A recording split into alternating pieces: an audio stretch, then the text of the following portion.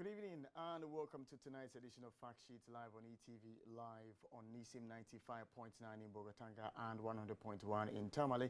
We're excited, we're thrilled to have you tonight on the show because here we speak to only the data, the facts, and nothing else. Tonight, if I were to give the microphone to you and ask you one simple question, what would be your assessment of the President Akufo-Addo government? What would be your rating? What would you say? In terms of governance, in terms of education, in terms of the industrialization drive, in terms of the macroeconomic indicators, and even the micro education, what would be your assessment? Basically, when we sit here on Fact Sheet, it's about bringing the resource persons very much involved when it comes to these engagement stakeholders, so they explain to us from their side or point of view the issues they're in. But tonight, what we are going to talk about is not with the key stakeholders that you know. It's about your own views, your own perceptions, your own thoughts about the performance of the President Akufo-Addo administration captured in a report. Now, hold on a second and let me share with you some tips from this report, some excerpts from this report. And this report is the National Opinion Poll on Governance and National Issues, Part 1, 16th of October, release 2022. Executive Summary. The October 2022 National Opinion Poll conducted by Global Info Analytics suggests that Ghanaians continue to show dissatisfaction in the direction of the country as the economic woes deepen despite the ongoing discussions with the IMF for financial bailout. Is that your view? Is that your position? They go on to say that approximately 75% of voters believe Ghana is headed in a wrong direction compared to 17%, with further 7% saying they have no opinion. These poll numbers have largely remained flat when compared with the July 2022 report or poll. They go on to say that in terms of the performance of His Excellency the President, Nana Addo Dankwa Akufo-Addo, this is what Ghanaians had to say. They say that on the President's job approval rating, 69% of voters disapprove his performance compared to 26% who approve of his performance, with 5% saying they have no opinion, resulting in net disapproval of negative 43% compared to negative 50% in July of 2022. In terms of the performance of the government, they say that over half of voters believe the government has performed poorly. 53%, approximately 20% rated the government performance as good, as 4% as excellent, and 17% rated the government's performance as average. 3% did not have a say. Is that your position, being at home, seeing that we are told that dollar is going for 12.2, 12.3 Ghana cedis as we speak? Look at the macroeconomic indicators: inflation, exchange rate, prices of goods and services on the market, petroleum products and their prices that are going high consistently, with salaries remaining same. If I were to give you the microphone tonight, what would be your assessment of the President Akufo-Addo-led administration?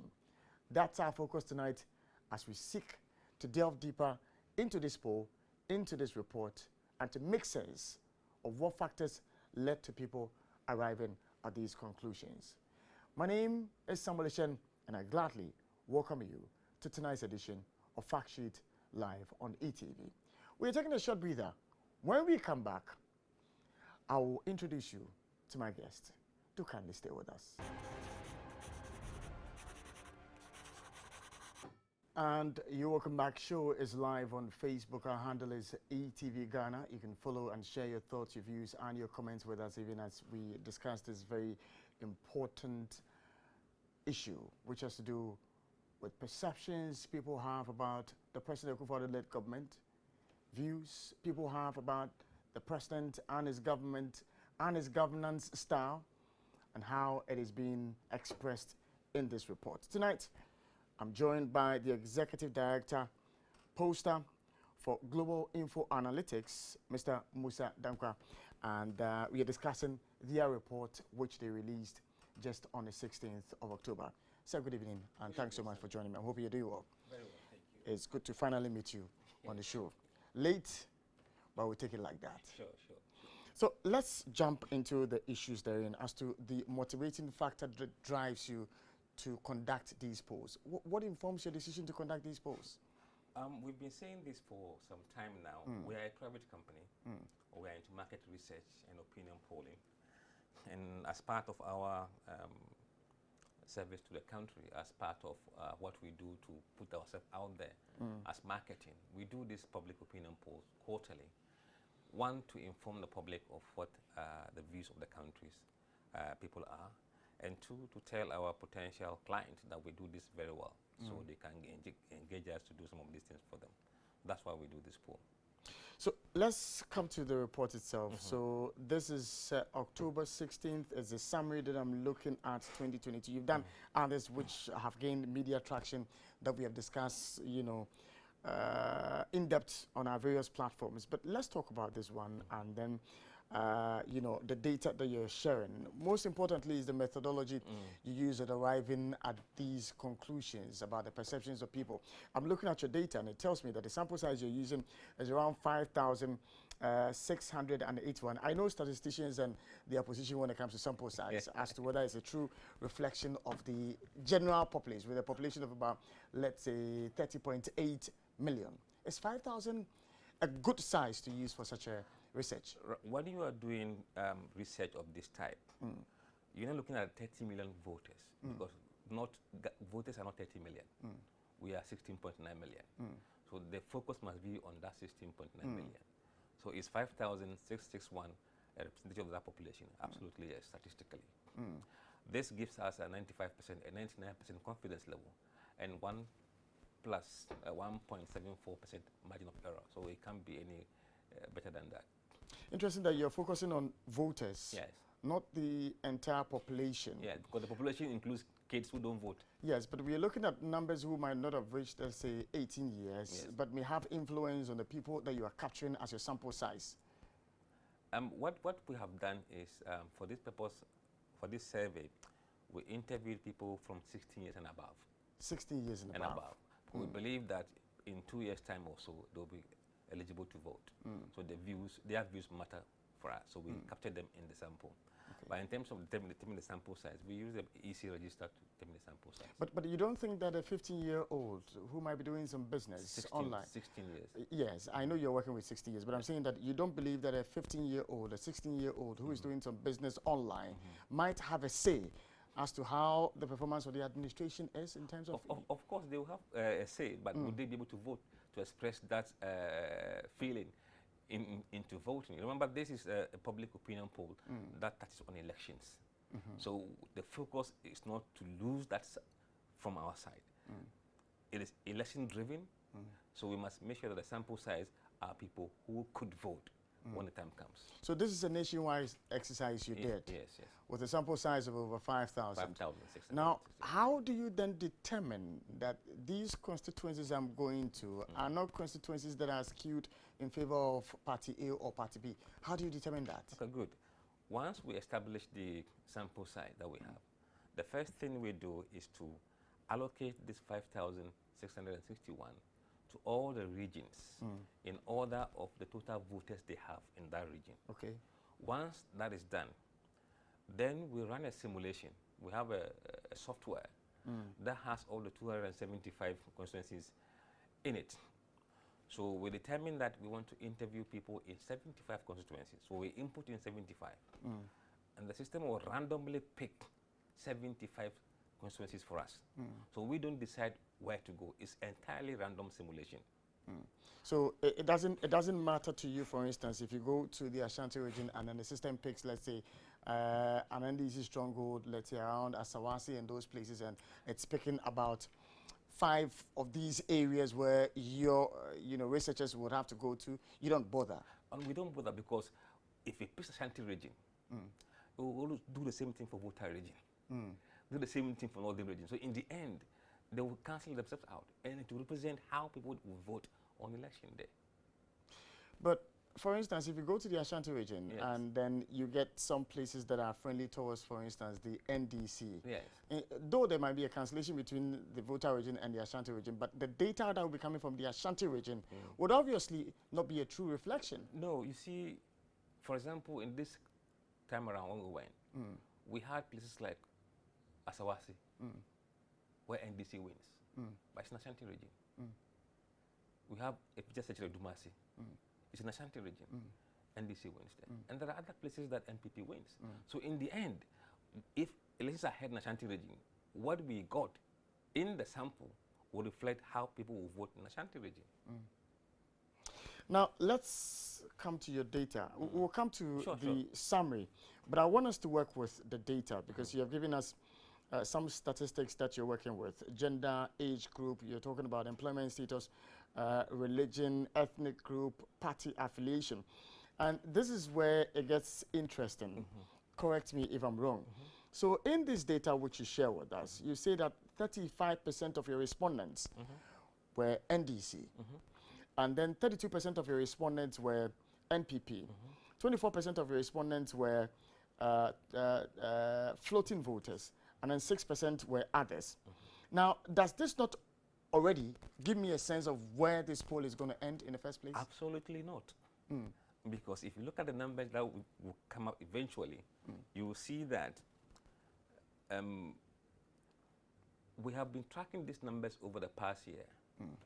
And we have seen consistently in NDC numbers averaging 35% nationwide. And MPP hovering around 33 and 32%. If we use even the 6 month moving average to determine what the numbers are, NDC is quite on the increase and MPP is on a decline from the data we've seen. Because before this year, we had data about MPP numbers in 2020. Comparing that, we think this is in line with what's happening on the ground right now. So let's do a common sense conversation. I don't want us to be too technical with this conversation. So you have given me data. A data that suggests, for instance, let me just quickly dash to the top, where it's telling me that about 76% of these respondents that you spoke to believe Ghana is headed in the wrong direction, and that 17% of them believe the contrary. Now, if you look at your data, which says that of these respondents that you spoke to, 35% of them are NDC people. Is this outcome not obvious? No, if that is the case, then you should have had about 32% of people saying that we are headed in the right direction. Because 32% are MPP. But did they say that? No.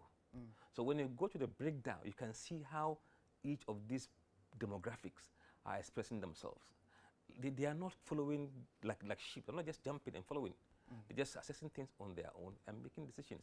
See, regardless of these responses, and let me tell you, we don't ask of people's party affiliation in the beginning of the survey.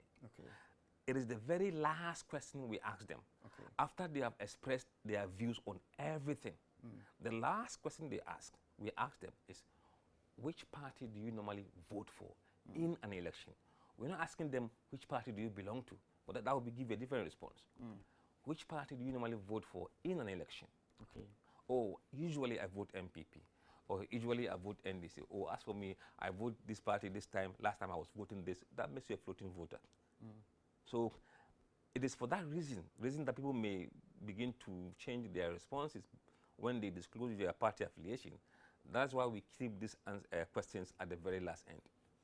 Can you give me a sense of the kind of questions you ask your respondents, if you are able to?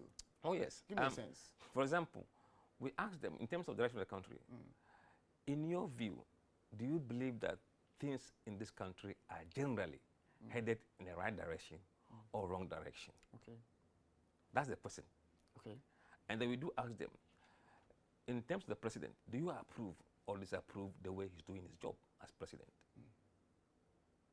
When it comes to the government performance, how do you assess the performance of the government this year? It is very clear, unambiguous, and not confusing to anybody. Our questions are very direct, very straight, and simple to answer. Now, still I'm staying with your data of the party affiliation because immediately after that is the party affiliation for the first-time voters. Now, unfortunately, I am not seeing in my data that I have, because this is a summary of the data, but I don't know if you have the full data. If you could tell me from the regional analysis as to the data you may have, so that I could have a true representation as to how, for instance, the 35% and 32% is spread, let's say, within the Ashanti region. It's spread, let's say, within the Volta region. It would have been then easier for me to make a sense of how this translates into, for instance, the initial question which you asked and which got you having 76% of Ghanaians saying that they don't believe that Ghana is headed in the right direction. Are you able to help me with that information? Yeah, I'm just trying to go into the system, if I may, just 1 second. But let's keep talking about something else, and then we'll come back and deal with that. Whilst we do that, I will be happy to engage you as well. If you just quickly dash to Facebook, and then you look for the handle ETV Ghana, and you can share your thoughts and your questions with me via our Facebook or ETV Ghana, and I'll be glad to answer them. Now, let's go to some other data within the information which you have given us. And I was making reference to the one directly after the party affiliation. It's interesting that you would have that for first-time voters, you have about 35% of them being NDC, 27% of them being MPP, 31% being floating voters, and the others being about 7%. How does this play out? What is telling us is that if you look at that number, it kind of correlates with the general population of voters who are saying they are NDC. Remember, we saw NDC being 35% and MPP 32%. Okay. First-time voters, people who have never voted before, 35% of them see themselves with NDC and 27% to MPP. So what we are seeing is that most people who are becoming voters now are rather choosing NDC as an affiliate party. Did you drill down further to want to find out why they are opting for party A? No, we don't ask people why in our survey. Okay. We don't ask why. We're not doing it's an opinion poll. It's a snapshot. So there's very little room for open-ended questions. Now, let's now come to the issues in there, which is the summary. You say that approximately 76% of voters believe Ghana is headed in the wrong direction, compared to 17% of them, with further 7% saying they have no opinion. What determines a wrong direction and a right direction? All right, and this is a very good question, because we don't tend to give our respondents guide on this. We don't influence what they decide to say about. We tell them, looking at everything in totality, your education, your health, infrastructure, standard of living, everything that you can think of. Do you think where we are headed is the right direction or wrong direction? We don't mention anything in a positive or negative way. Once you do that, then the voter tends to understand that you may want a positive response from him. Okay. So we don't even mention free education. We say education. So that way, you're not taking side as a enumerator by guiding the person to give you an answer that corresponds with the positive kind of comment or explanation you are giving to the voter. So we are a bit blunt with that. So you're working within a certain threshold of parameters in terms of key areas within the economy, as in the agri sector, you mentioned education. Are the respondents aware that these are the parameters you're using to ask them the question about the performance? No, we don't use parameters.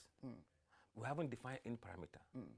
Look at the entire situation of your Ghanaianness and where you are and what you see and what you hear and what you feel. Do you think we are headed in the right direction or wrong direction? Some people will take a sector that maybe I am enjoying this benefit that I think we're headed in the right way. We're not asking you to give us details of what led you to make that decision. Just tell us how you feel generally as a Ghanaian, whether where we are going the right way or the wrong way. Is it not too overly simplistic that, you know, you just ask these questions and then that's it? No, you see, we're not doing survey. We're not going to advise anybody to do anything. We want the voters to tell us how they feel at any point in time. We're not so that we can find a solution to your answer. No, there are those who want to do political research. Their job is different from ours. Okay. They want to find a reason and go and advise their political clients that this is what these people are saying, so this is what they should do. Okay. For us, we are doing a poll. It's a snapshot. Okay. At a point in time. At a point in time. Yes.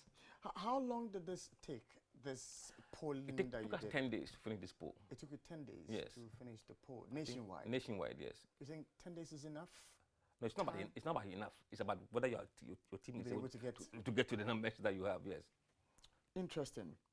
So, the timing, within what period and within what period We started from the 10th, 1st of October. 1st of October. And I think we finished around 13th or 14th, I think, maybe about 2 weeks. So, in statistics, you do agree with me that the period is also important in your data collection.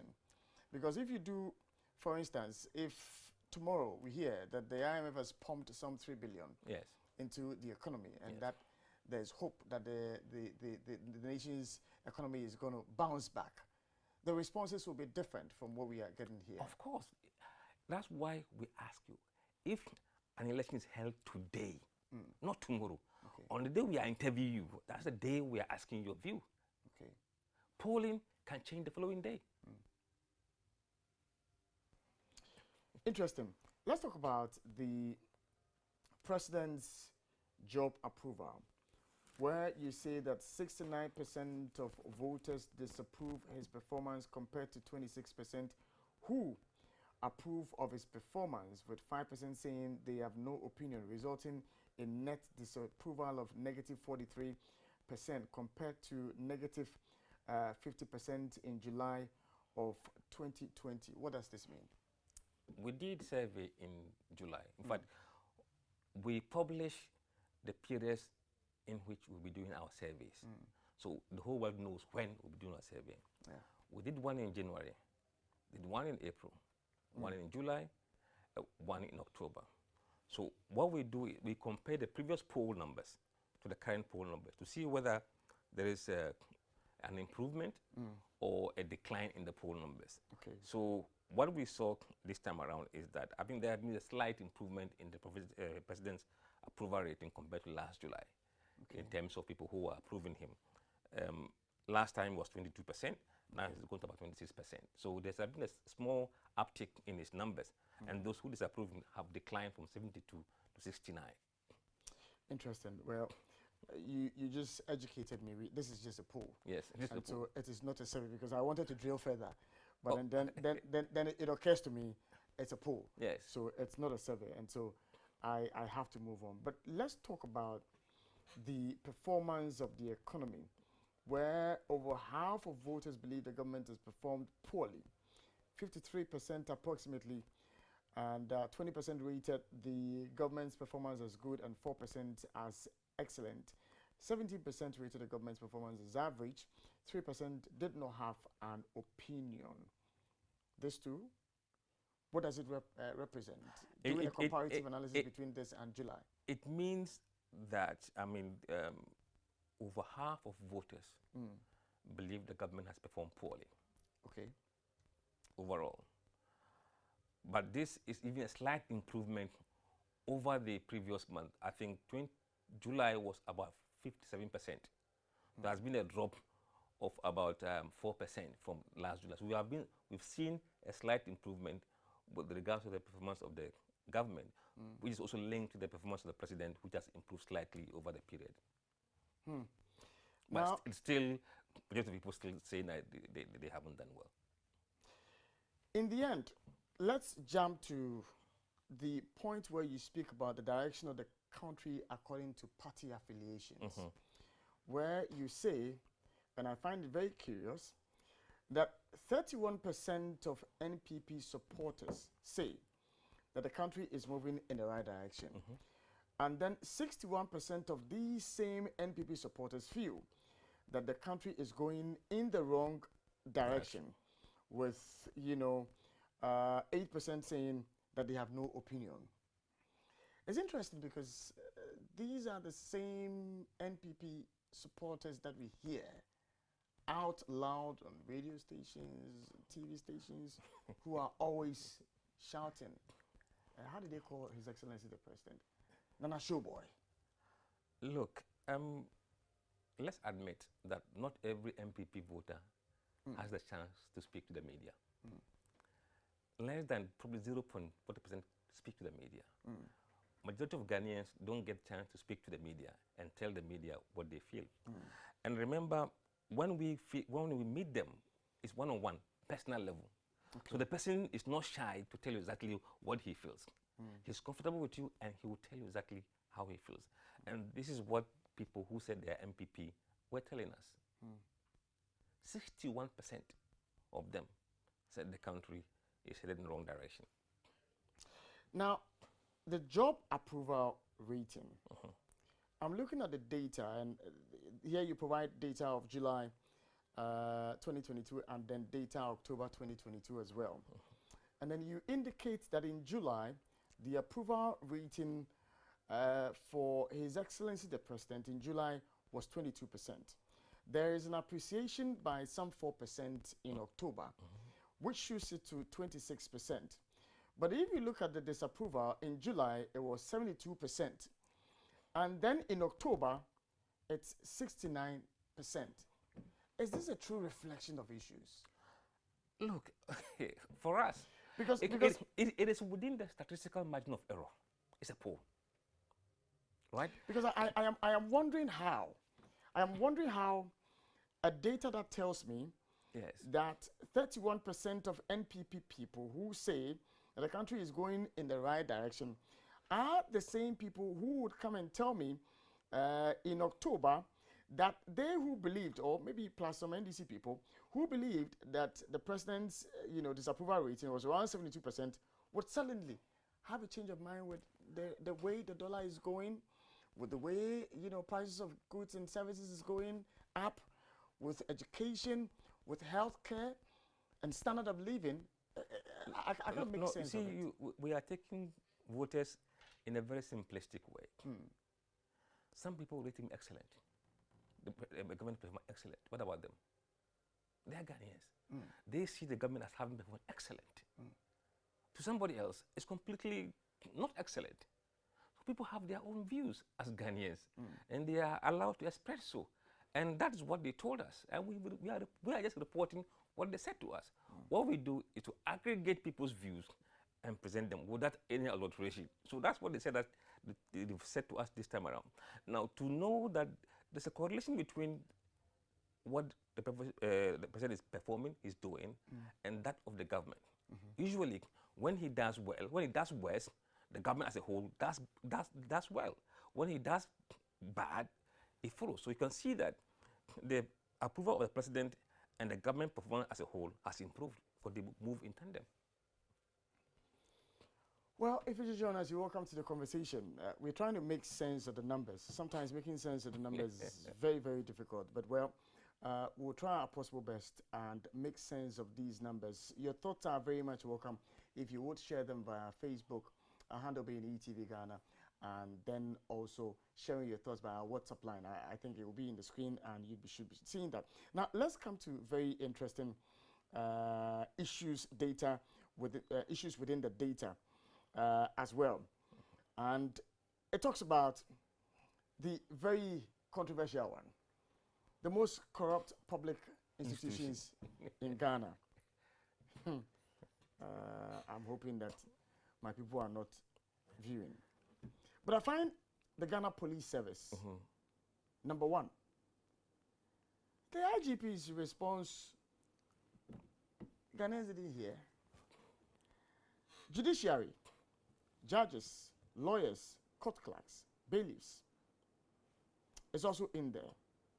The presidency, number 3.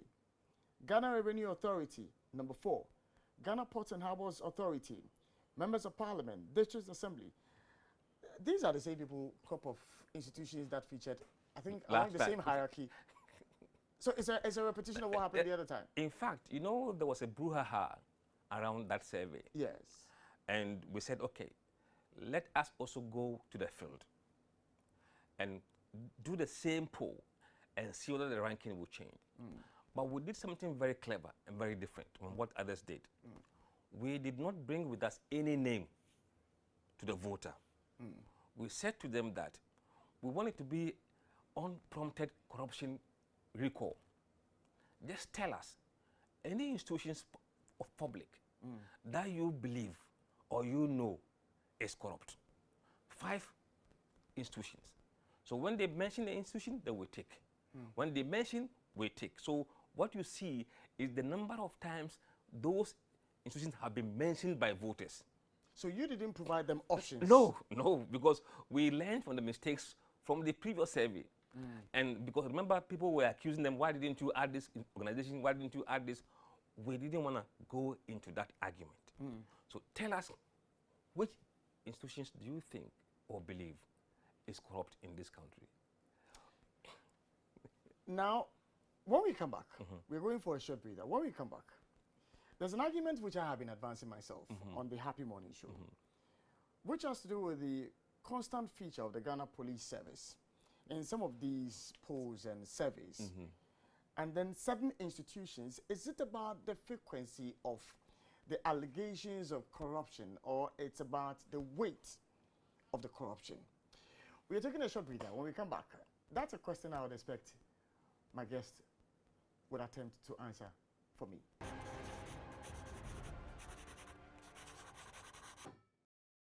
And you welcome back to the conversation live on ETV, live on Nisim 95.9 in Bogatanga and 100.1 also live on Facebook, Twitter, and Instagram. My handle is ETV Ghana. So there's a question for you. I believe somebody's been following keenly the conversation, and he is called Mr. Sakodie Poku.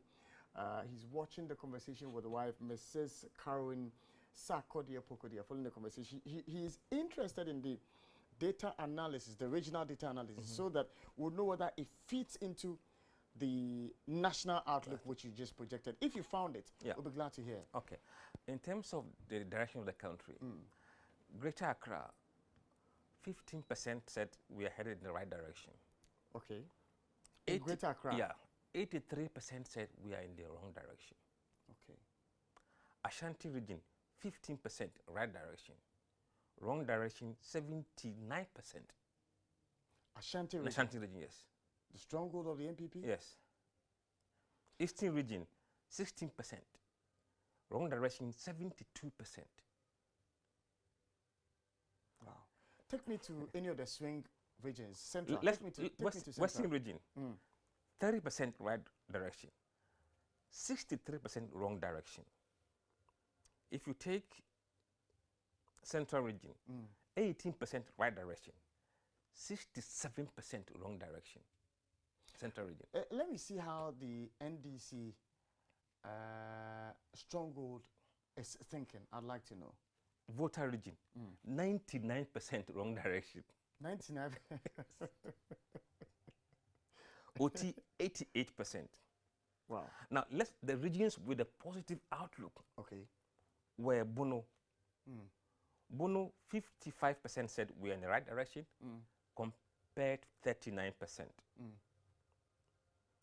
I think Bono is the only region that was positive out of the 16 regions.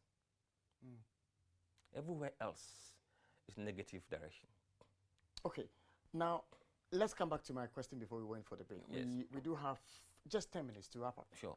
So I was asking that, is it about the frequency of the allegation of corruption or the perception of corruption, or it's about the weight and the quantum of the corruption? For instance, if you take certain institutions, the Ghana police, when they go and stand by the roadside, it's one city, 5 Ghana, 5 Ghana. But there are certain institutions that when you mention corruption, you know the amount of money that's involved. And so if you find the Ghana police leading the pack, is that a true reflection? No, you see, as you mentioned already, this is not about value of the corruption. It's about the prevalence of it. You could have an institution where 2 acts of corrupt practices alone could be in billions, whereas the entire police one city will amount to 300,000 Ghana cedis. So I think when we mention corruption in this context, we mean the prevalence. The prevalence. The prevalence, yes. Now, the last two I want us to tackle before we end the conversation, because our time is fast spent, is that of which cost rises have affected you most.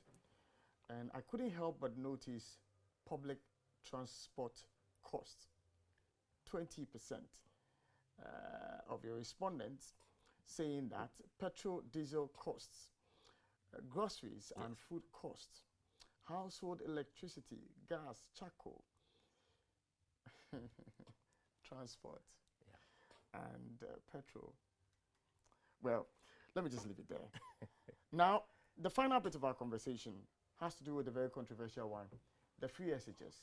Yes. To review or not to review. Now, your data says that 65% of Ghanaians agree that there should be a review of the free SHS. Absolutely. And 26% disagree. 7% have no opinion. What does this mean? I think it simply means that people have acknowledged the challenges that the country is facing with regard to free senior high school policy, and that people want it to be sustainable. And for that matter, they are saying that if there's anything that can be done to review it and to make it sustainable, they are for it. And in this case, 65% of Ghanaians say they agree that it should be reviewed. Now, you went ahead in this case to break it down. Yes. Because you asked them what kind of changes do they expect, or would they support? Reviews would they support? Yes. Now, 24% of them say that there should be the introduction of a cutoff grade. Yeah. And then 22% say that they want parents to pay for feeding each term. And then there should be a gradual reversal of 70 to 30 and then 30 to 70 admission rate, 16% of that. But would this not take away the entire concept of the free SHS if the people themselves are clamoring for, you know, parents and guardians paying, you know, feeding fee and all? I think I will be the wrong person to offer a review. This is not from, yes. I'm not asking this from you as a survey person, but I'm asking from you as a Ghanaian. But you see, if you take the cutoff period, there are certain parents who know that the grade the child got is not going to take this child anywhere to do anything better. They will go to the senior high school with that grade. They will not accomplish anything. They will come back again and be apprentices on certain profession. So they feel that those years may have been wasted. But you agree with me that the free SHS is not just about the free SHS, it's about TVET as well. And so in terms of placements, the TVET also makes room for these students as well. As I mentioned, I'm a pollster. Yes, you're a pollster. This should be with speaking to Mr. Kofi Asari of EduWatch. I think he's the best person to yes. But you know, what conclusions can we draw out of this for the government? I think 2 things. People are not very happy. They're not happy at all. And that anger or unhappiness is being expressed in the way they see the direction of the country. And I think if you look at where we are in the economy and everything, I think this shouldn't surprise anyone. And 2, I think we should also listen to the policy issues that we come up with from time to time, because we don't go and just do MPB and NDC poll. We always take with us some policy issues that is of national importance. This time around, we did the free SHS. Also did the cost of living crisis. Government should see that these are the cost items that are driving people crazy and mad. What can they do about it? It's up to them. Is this the only reports we're going to be releasing the political part tomorrow. And that will focus on election matters. God willing tomorrow. God willing tomorrow, yes. So obviously I should speak to you tomorrow in the morning then. Hopefully we'll be able to talk to we you. have to speak in the morning because I'm sure the content therein would be very interesting. It's very interesting. Especially considering the times we are in and what we are seeing from the top of His Excellency the President, Yes, yes. you know, we should be able to have a conversation about it. But I'm so grateful that you joined us this evening on the show. Thank you. I very was much. hoping that this was not a poll, but it was a survey so that we can drill further into the details in there. But all the same, It's a poll. it's a poll. Yes. I'm so grateful my you pleasure. joined me Thank this evening. Now, in ending, I'd like to thank you, Mr. and Mrs. Sakodi Epoku. You're watching us all the way in Kumasi. I'd like to thank you for watching the show this evening. I wish I could read your other comment, but I can't read that comment. But I'm grateful that you watched us this morning. Doc, I greet you as well. I thank you for also watching the show this morning. And a very good evening to my production team, Peter, Sifadankwa, and John. Fantastic job done this evening. We'll be back tomorrow morning, 5:30 sharp for the Happy Morning Show. I encourage you to tune in to the Happy Morning Show as we bring you the very best when it comes to breakfast on radio and TV. Have a pleasant evening.